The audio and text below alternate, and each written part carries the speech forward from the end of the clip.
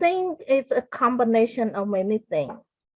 Combination of my strong love for my family Yes. and the urge and the yearning for freedom, and it just have enough of this captivity, enough of this environment.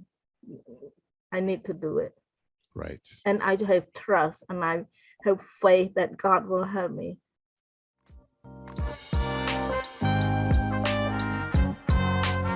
Welcome to the Audacious Living Podcast, hosted by my man, Audley Stevenson, the Odd Man. He'll unpack wisdom and insights from a cross-section of top quality performers in business, media, sports, entertainment, and lifestyle to uncover key elements to help you live your best audacious life ever. So without further ado, here is the Odd Man. Greetings and salutations, folks. It's Audley Stevenson back here for another edition of the most audacious podcast the internet has to offer. This is the Audacious Living Podcast, and I appreciate you for being here as we continue our ongoing goal of helping our listeners live their best audacious lives ever. As always, I encourage you to connect with us on our social media channels, or you can subscribe to us on YouTube. And if you're watching this episode on YouTube, then you know you can tap the bell down below and stay connected to all great things audacious related. Now, we're going to bring you a very powerful story of perseverance and determination on this edition of the Audacious Living Podcast. We're going to hear from Sara Im, who is a survivor of a Cambodian forced labor camp where she was held for 4 years, from 1975 to 1979.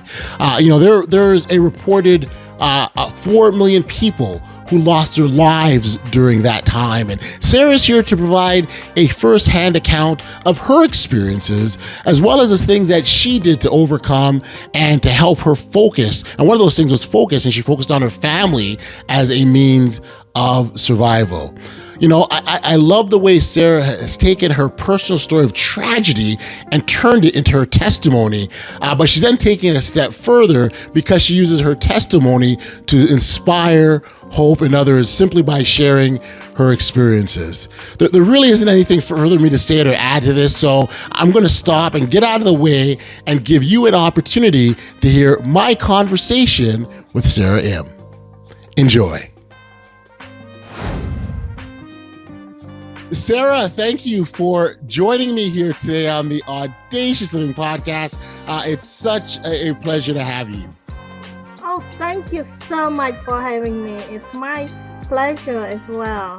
It's great. Yeah, no, it's great. On this podcast, we spend a lot of time just talking about all the wonderful things that we can do in our lives if we demonstrate a little bit of boldness and an audaciousness and the great things that can come out of that as a result of our actions. So that's a message that we push here and we promote, and certainly want to get into your story, your very powerful story, I might add, with respects to growing up as a young girl in Cambodia and being subject to in a labor camp and held against your will for 4 years, as I understand, and all the incredible lessons of adversity and perseverance that you had to undergo to get to this point. And we'll talk about that. And in fact, and I think in part for me, and I kind of jumped to the end, but I don't want to don't too far there, but the part for me that I absolutely love is that you've taken those lessons, you've taken those experiences, and you're using that to help and you're sharing with other people. I think there's such great value in that. So thank you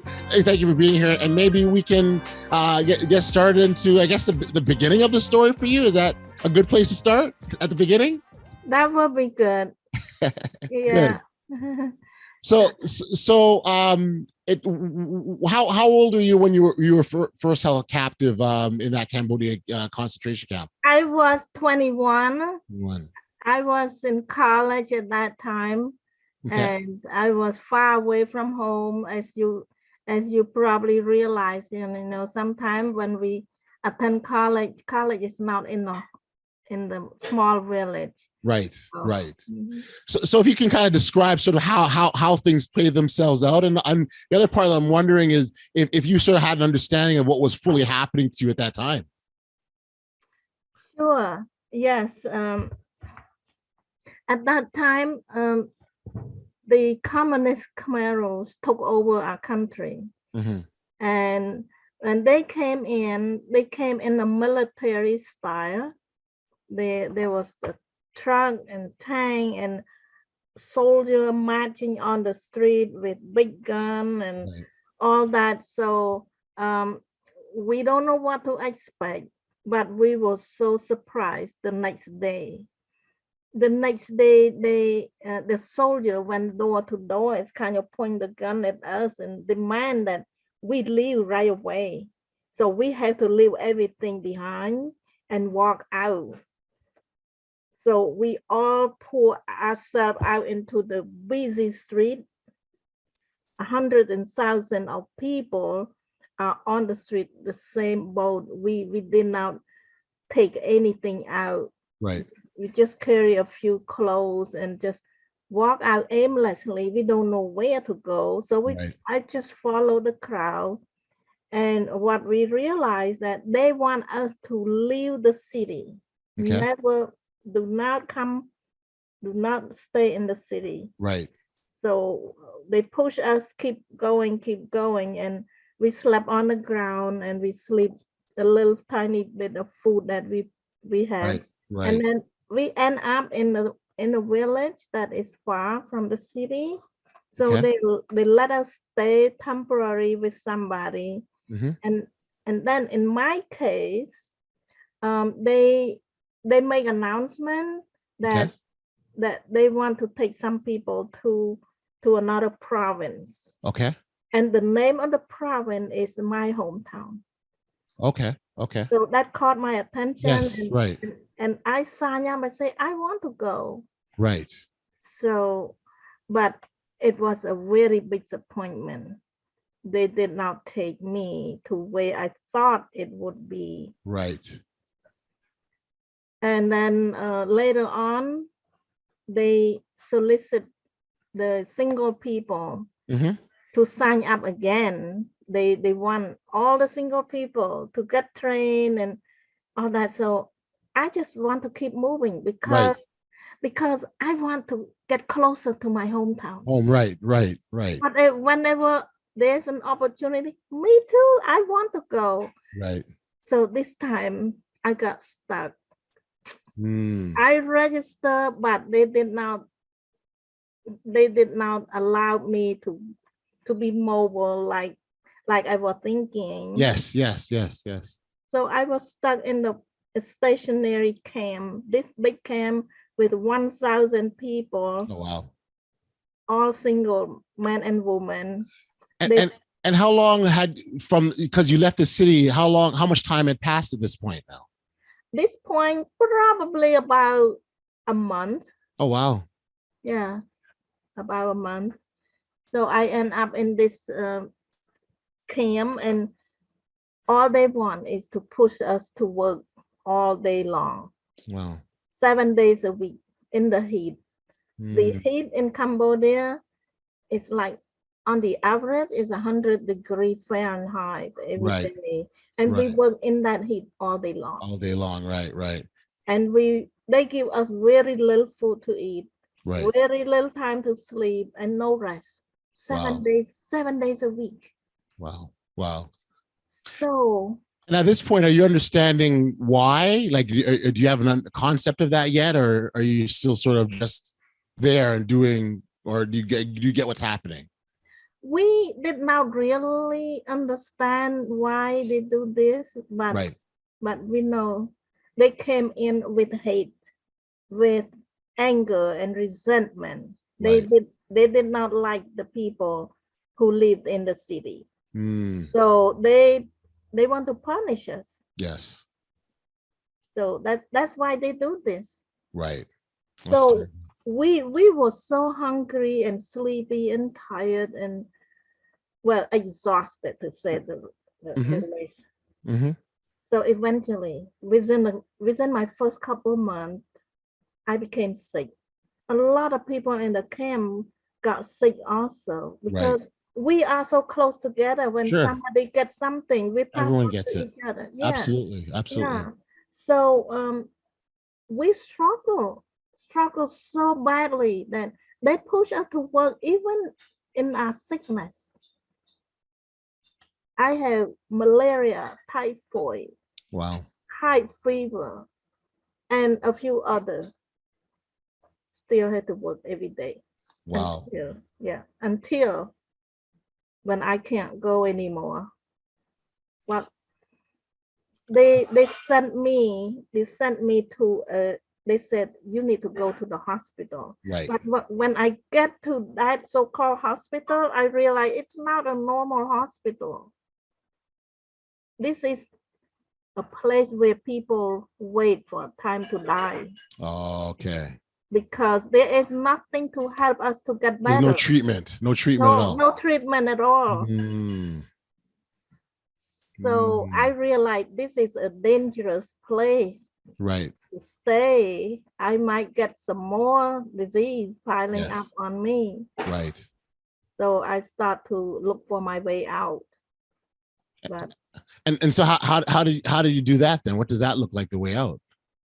I there's no way out. Right.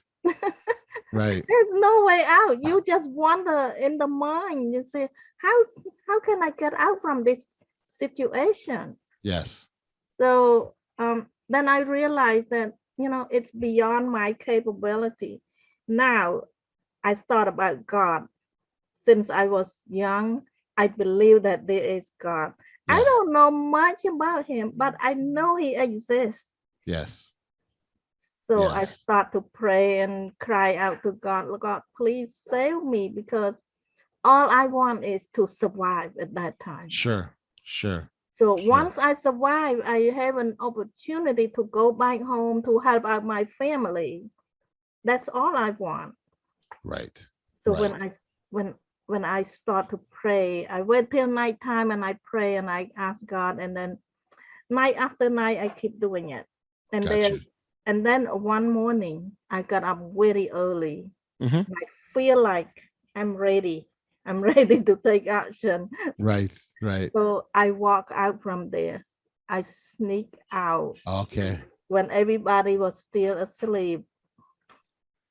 So I went to the work camp, Okay.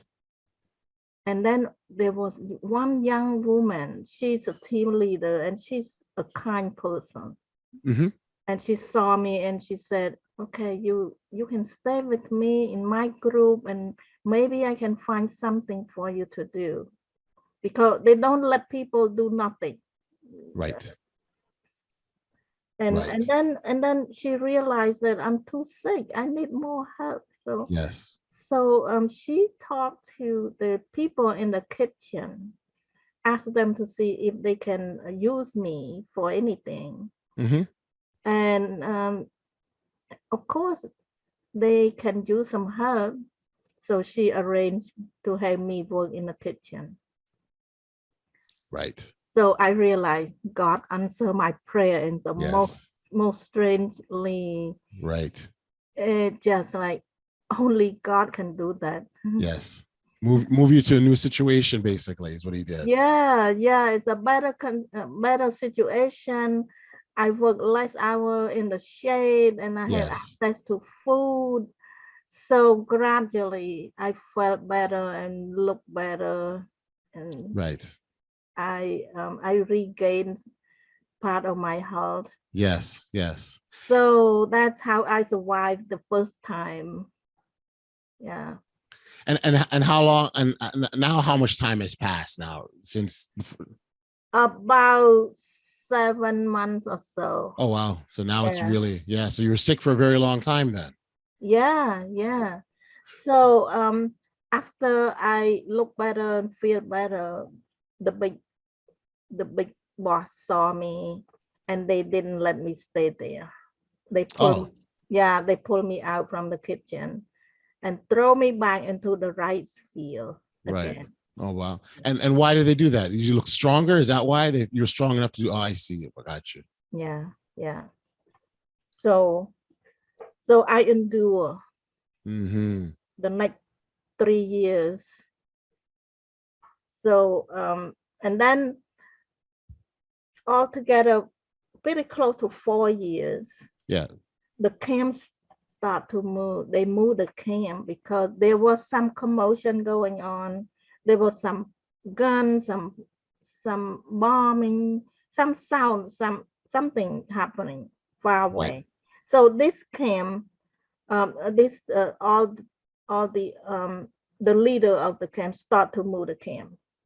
So where do they move to? They move us closer and closer to the jungle. Right. So when I realized, I observed that we are moving closer to the jungle, and I don't want to keep following them. Yes. Because that's against my ultimate goal. My goal is to go back to my family. Yes. So I realized I need to do something. Again, this time, God gave me a courage. Okay. He gave me a courage to escape. Escape. It is the most dangerous action you ever Yes. do. Yes. Have there been people that tried to escape before? Yes, there are a lot of people that escape. And they got away. Yeah. Okay. Yeah, but some of them got caught and some of them got away. One of my friend that was in the camp together, we found each other. She's in California, and she told me that she escaped because they want her to marry somebody that she didn't know, she didn't like, so she ran away. So Right. she got out, but I did not. I could not because I was so sick. I was so weak. So this time, it's my time. I said, Yes. I have to do it. Otherwise, I will end up trapped in the jungle. Right. So yeah, God gave me the courage, and I gathered 3 of my close friends, and I asked them to see if they want to come with me. Yes. I need support. I'm so frail. I'm Of course. Of so course. weak. And my friends say, yeah, I'll go. We go with you.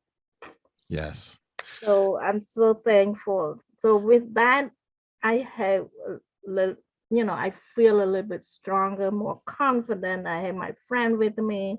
So we make a plan to escape. So Right. yeah, and it's not much of the planning. It is just be careful, and we watch out where the guards stand and Yes. where they look, and all that, and we just have to find our way. Where are we going? We don't have a GPS. Right. Different time. No GPS then. No, and it's in the middle of the jungle, and Right. at night it's so dark. It's like Yes. blank. Yes. Yes. But Yes. but I realized that God was with us. He directed our step. So we made it out. Gotcha. The next morning. Wow. Sir, talk about because that would take a lot of courage, Sarah. I mean, to make that type of decision, and because that wasn't a small feat. You knew what you had to do. Where did you get the courage from? I think it's a combination of many things. Combination of my strong love for my family. Yes. And the urge and the yearning for freedom. And it just have enough of this captivity, enough of this environment. I need to do it. Right. And I have trust, and I have faith that God will help me. Yeah. How important was the faith for you? Because I would imagine when everything was dark and didn't look good, and you need to have needed that faith. How important was your faith at that time? The faith is very important. Yeah. And with that faith, I have the courage. Yes. The courage comes from having faith if we don't have faith, if we don't believe in anything, if we don't see a better vision, we Right. don't have a courage to do anything. Yes. No, I agree. Yeah, the faith helps give us the vision, right? Yeah. And the faith gives us that. So we have faith that what we want and what we're trying to achieve is right there. We close our eyes, we can see it, and then we have the courage to take that step forward. Is what I'm hearing from you. Is that right? Yes. Yes. Amazing, amazing, Yes. amazing, amazing. So you escaped, right? You've got this. You know, the next morning you're still on your way. What were the next little while? What did that look like after you escaped the camp? After I escaped, we just keep walking. Um, and as soon as we see some people, we ask for direction Right, to go to my hometown. right. So, Where you're trying to get to before. That's where you're trying to get to before, right? yeah, yes. So this time I had to do it myself. You know. Not rely on anyone else. Get there myself. Oh my god. I would imagine while you were at the camp that you saw a lot of horrible things and you lost people and there was deaths and tragedies. I wonder if you sort of talk about that a little bit and what you had to go through, and as you're, you know, again trying to survive and you're seeing all these terrible things happen around you.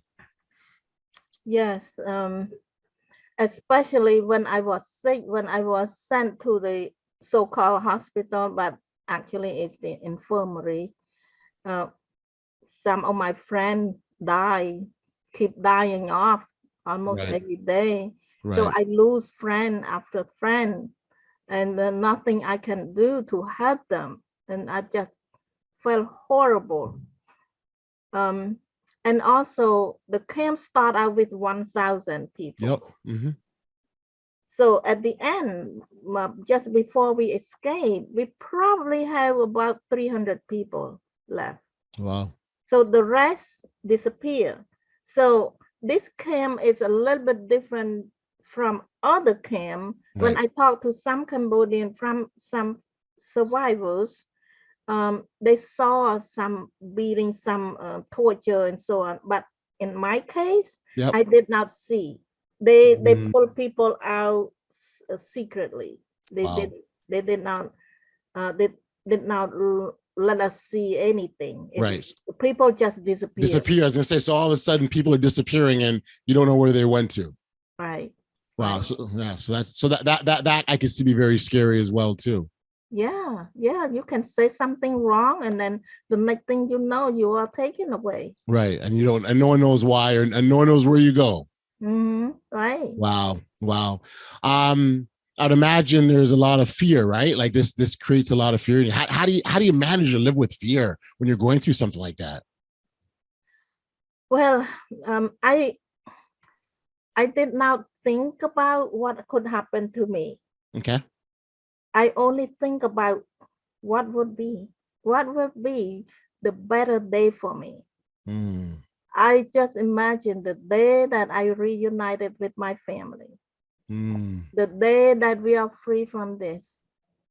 And I just believe that the better day is coming.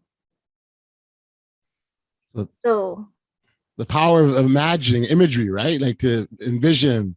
I think you talked about that earlier, right? Like how you envision where you want to go and you get there. So that sounds like you did a very similar thing. Yeah. Because we can create an image in our mind. Yes. And if we use energy to do that, why not create a better image for ourselves? Right. No, absolutely. I think it's a great strategy, great approach. And what it really does, it helps to combat fear. So when, you know, we know fear is there, and instead of letting fear take control of us, right? We put our energy elsewhere, and not ignoring fear. Fear will always be there, but we still use our energy elsewhere. And that sounds like exactly what you had to learn to do. Yeah. And the most fearful time for me is when I was extremely sick. Right. I lost so much weight. There was a condition that I was swelling. my face, my arm, my leg, all over my body was swelling. And then I initiate the swelling uh, went down, and I lost a lot of weight. Right. That phenomenon came a few times. A puff up and then initiate, a puffing up and initiate. Right. Every time I initiate, I lost 10, 15 pounds immediately. Wow. So I keep losing weight as much as all the weight I can possibly lose. So I reached the point that I was extremely weak, and my friend warned me. They said, don't take a nap during the day. So I found out why later on. I found out some of my friends who took a nap, they did not have enough strength. They did not have enough strength to wake up. Wow. So my friend afraid that I would not have enough strength to wake up. Wow. Yeah. Wow. Again, I think it's very powerful and very scary to go through that. And you're losing people around you at the same time while you're going through this. Wow. Let's move away from the camp, because you escaped, right? And so you're now experiencing this opportunity of freedom, and you're like, what's happening for you at that time? Because I would imagine you're happy to have this thing behind you, right? But now you've got to pick up your life and move forward, and you've just lost 4 years. Yeah, but I was so excited. I know that I'm going to the right direction. Yes. And I know that I'm going to find my family. And of course, I found my family. It take a while to track them down and everything. But I found them. And that's the happiest moment we ever had together. Oh, that's so wonderful. That's so wonderful. When you think about your experiences, what I guess biggest lesson would be, or your takeaway from that whole experience for you? The biggest takeaway is that don't give up. Whatever you want, keep persevering. Yeah. And yeah, go ahead. No, I was gonna say the power of perseverance. It's so important, because no matter what you're going through, there's always more that can be done to get you through that moment, right? Yes. Wow, that's important. That really is an important lesson, and I think where that's really powerful is that applies to almost anything in life, right? Whether it's in the business world or your regular personal life, you've got to keep going. Right? Because, the only other option is giving up. And if you give up, that's not going to get you what you want either. Right? Right. Yes. And also the power of faith. Yes. Faith is also the power of love. My love for my family, and the faith that I believe it can happen. Yes. I can find them again. So it's all a combination of a few things. It's not all in one. The power and the purpose that we have. Yeah. My purpose, it's not me to survive. It's my family. Yes. So I live for my family. Yes. If I don't have that purpose, I probably didn't have enough strength to endure, to persevere. Right. Yeah. So important. So important. And when you think back, I was reading, it was over 2 million people that died during back then. And we're talking something about, it's almost 30 years ago, I guess, since that was early 70s that happened. And 75, 45 years now. Right. So and the 44. Yeah. Oh my God, I said 30. More than that. My apologies. My math. But I think really the point though is that it's still significant. It's still impactful. To lose that many people in such a horrific manner. I would, that would regardless if for those that stayed or got out, that still, it doesn't matter. That still rests with you, still sits with you. And so I'm really happy to hear that, you take from that and you now use your story of encouragement to help other people, like I said off the top. Yes, I believe that I survived, and I should use this. I believe it's my victory, over the defeat that the enemy want to defeat me, want to kill all of us, but I made it through. Right. And it's very empowering. It give people hope that they too, they can endure, they can overcome any Right. adversity. Yeah. Great message, Sara. You took it a step further and you wrote a book, right? Yeah. How I survived the killing fields. How hard was it to write that book? It was hard at the beginning, but I was just focusing on getting through my story and remember what happened, because I kept pushing everything away aside. I did not want to remember anything for so long. So Right. it had been 35 years before I start to write the book. Oh, wow. 35 years of bearing all this memory in the background.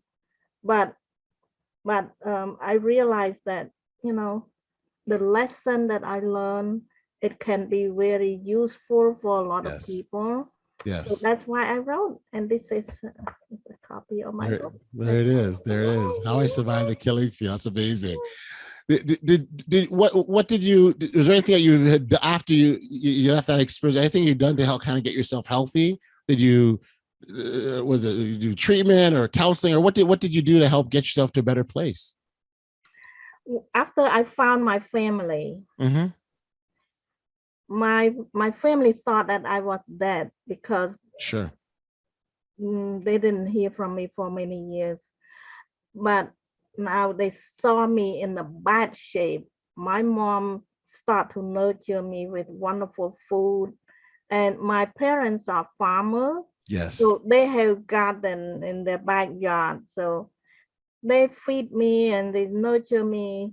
So gradually I feel better. But there are a couple conditions that I need longer time to sure to overcome. Yes. But after a year, seemed like everything worked together again. Gotcha. So I'm back in good shape, and then I faced another challenge. What's that? I need to escape out of the country. Yeah. Because the country was pretty much destroyed by then. Right. No infrastructure, no educated people survive, because they killed the most intelligent and educated people. Right.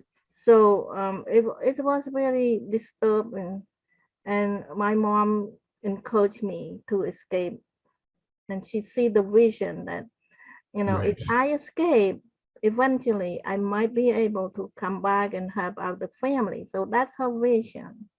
So I cried so much. My eye was like, swollen and all that. I didn't want to leave. Sure. Here come to my mind. You just lost 4 years. Why would you want to leave so quickly?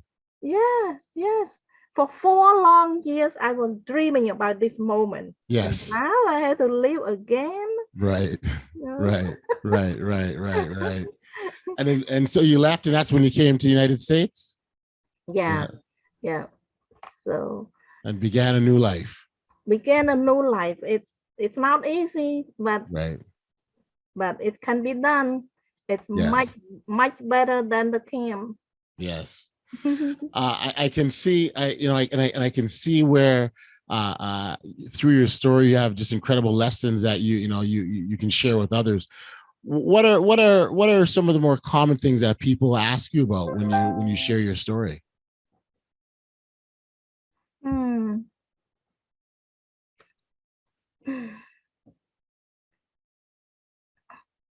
there's the question is all over the place. Okay. But they ask, what keep you survive to survive? What Yes. is the strongest force? And my answer to that is that I focus on my love for my family. That is my purpose. Right. And with that strong, powerful, positive force, it Yes. can help us to overcome the big obstacle in our life. Yes. So we have to find something to hold on to Yes. when life present a big challenge that is sometimes too much to handle. Yes. We have that as like a, just like we fall into the ocean, we have to grab something to float on, Yes. and that strong love, that strong purpose is like a floater to help us. Amazing. Why? Amazing. Amazing. Amazing. I love it. I love it. Um, for listeners that appreciating your story and maybe want to get a copy of your book, where could we send them, Sarah? Well, they can go to get my book on my website. It's saraim.com. It's spelled my first name and last name, SARAIM.com. And if you go to the book, just slash book, you will see it right away. Amazing. Amazing. What kind of feedback you've been getting about your book? Oh, amazing feedback. Oh, that's nice. The latest one come from a 75-year-old lady who struggled with a chronic illness. And her daughter sent her my book. And you know what she texted her daughter? She said, after I read Sarah's story, now I can move on. I can go on. Yeah. How does that make you feel? Know you're inspiring and impacting people in such profound ways. I am just beyond grateful. Grateful. There's so many people that send me all kind of feedback. Their life was changed. Yes. Changed for better. And then one of my good friends, she said, Sarah, watch my word. From now on, I would never complain again. I love it. I love it. That's so awesome. That's so awesome. Well, what it does more than anything else, it shows you the value of appreciation and appreciate and be gratuitous for the things that you have. And so hearing your story, hearing what you endured, hearing how you got through it are super, super powerful. And, we talk about being bold and audacious. That's exactly what you demonstrated through your actions. And more importantly, what that shows that what we can do, the great things that we can do if we're bold enough and have the courage to proceed. Yes. Amazing. Yes. Very good. Sarah, thank you so much for this. This has been just a wonderful chat. Thank you for the time and congratulations on all you've done. Congratulations in sharing your book and impacting people the way you have. It's just phenomenal. So again, my appreciation to you. Congrats.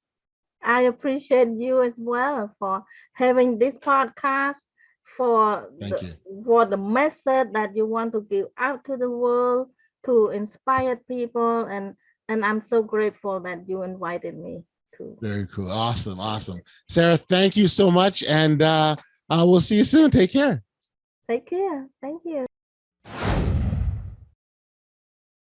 Back we are here on the podcast, and I really want to send my thanks and appreciation to Sarah for being here and sharing such a powerful story of perseverance and determination as well as focus. I really appreciate you for spending the time and in the process fulfilling your own mission, Sarah, of uplifting others by sharing your experiences. And I'd encourage listeners to check out her book, How I Survived the Killing Fields, to learn more about Sarah's story and her personal journey. Again, her website, saraim.com, is a place you could go to check her out. When I think back to my conversation with Sarah, she really left us, and her inspiring story, she really left us with a ton of great points. But if there's just one thing that I take from my chat with her, it would be this. The people who are most successful in life are those who consistently persevere through adversity and turn their despair into opportunity regardless of the circumstances. Life is an ongoing ebb and flow of good times and hardships. So if you're living, you're not immune from facing adversity every so often. The key is having an inextinguishable why to motivate you when things get tough. Adversity and setbacks become easier to overcome when you have a clearer defined purpose of where you're going and what it is that you're after. Without a strong reason of what your why is or why you're pursuing something in the first place, you're giving adversity the power to completely knock you off your journey to success. My friends, no matter what you're facing in life, or your business, or your personal, whatever the circumstances, if you persevere, you can overcome any obstacle. Hey, listen, if you haven't registered for email notifications of the podcast, I would encourage you to do so simply by heading over to bestaudaciouslife.com. All you got to do is enter in your email address, and you'll be alerted every time there's brand new content that comes out. We've sadly reached the end of another episode of the Audacious Living Podcast, and as always, I got to send a big shout out and thanks to our lovers of audaciousness, outstanding listeners. You are the individuals that keeps this thing going, and I extend my thanks and appreciation to you as always. If you're watching this or listening on your favorite podcast listening platform, reviews and comments and ratings are always fantastic because it helps the platform to grow, and I encourage you to do so as well. Until next time, stay safe, be kind, show love to one another, and be audacious.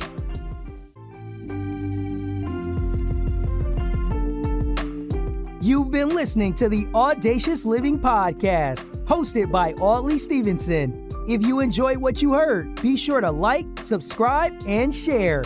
Until next time, be audacious.